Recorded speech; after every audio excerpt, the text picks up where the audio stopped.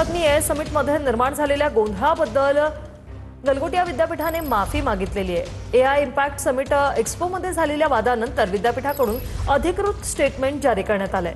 पॅव्हेलियनमध्ये असलेल्या आमच्या एका प्रतिनिधीला उत्पादनाच्या तांत्रिक उत्पत्तीची माहिती नव्हती असं विद्यापीठाकडून सांगण्यात आलेलं आहे। आयोजकांच्या भावना समजून घेऊन आम्ही परिसर रिकामा केलाय असं देखील विद्यापीठाकडून सांगण्यात आलंय। गलगोटिया विद्यापीठाने माध्यमांना मुलाखती देणाऱ्या शिक्षिकेवरच सगळ्या गोष्टींचं खापर फाडलंय।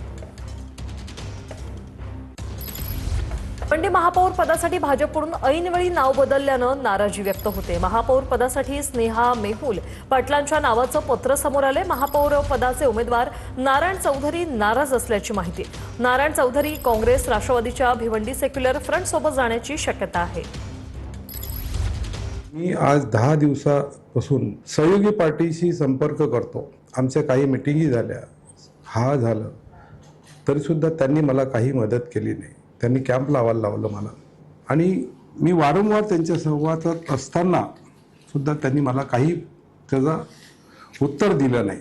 आमचे महेशजी चौगुले साहेबांनी काही मीटिंगी घेतल्या, तरी सुद्धा त्यांनी काही उत्तरं दिली नाही।